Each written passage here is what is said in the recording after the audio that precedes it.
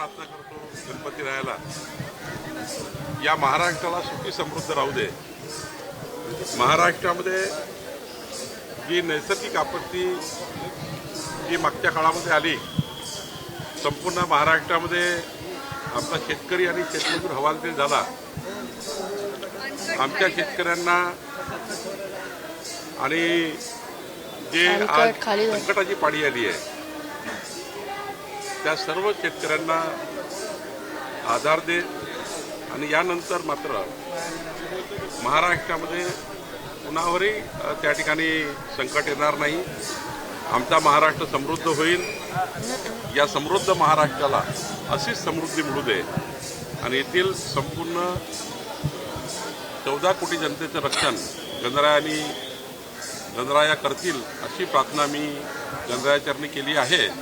आणि या 5 मानाच्या गणपतीच्या माध्यमातून, या दर्शनाच्या माध्यमातून आम्हा सर्वांना गणपतीराया सुखी संपन्न ठेवेल अशी मी प्रार्थना केली आहे।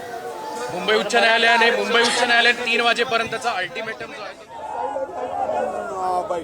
रस्त्यावर घेतले की कार्यकर्ते गोळा होत आहेत। तर मुंबई उच्च न्यायालयाने 3 वाजेपर्यंतचा अल्टिमेटम दिलेला आहे सर्व आंदोलकांना आणि मराठा समन्वयक आता गर्दीमध्ये जाऊन सर्व कार्यकर्त्यांना शांत राहण्याच्या आणि कोर्टाच्या आदेशाचं पालन करण्याच्या सूचना करताना दिसत आहेत। मोठ्या प्रमाणात पोलीस फौजफाटा आहे, रॅपिड ॲक्शन फोर्स या ठिकाणी तैनात करण्यात आलेली आहे। कुठलाही अनुचित प्रकार होऊ नये यासाठी प्रयत्न होताना दिसत आहेत। कायदा व सुव्यवस्थेची परिस्थिती जी आहे ती राखली गेली पाहिजे याकरता जे काही उच्च न्यायालयाने निर्देश दिले आहे त्यानुसार मला वाटतं त्या ठिकाणी कारवाई सुरू असेल।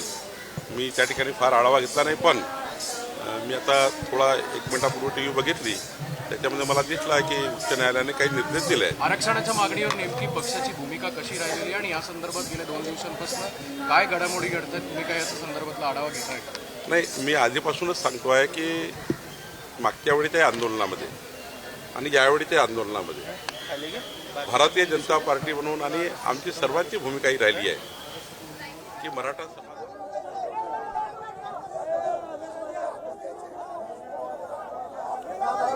भाजपचे चंद्रशेखर बावनकुळे बोलत होते।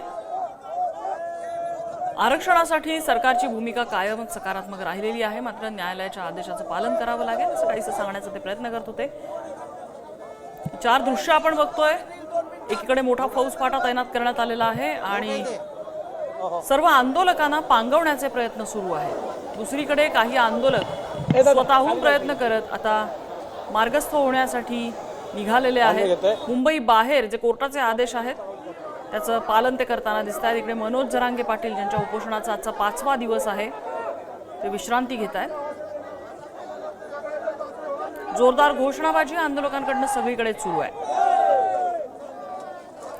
आझाद मैदान आणि आसपासच्या परिसरामध्ये मोठ्या संख्येने या मराठा आंदोलकांची गर्दी आहे। अगदी काही वेळापूर्वीच आपण बघितलं CSMT स्थानक जे गेले 2 दिवस आंदोलकांच्या गर्दीने भरलेलं दिसलं ते आता काहीसं मोकळं करण्यात यश आलेलं आहे।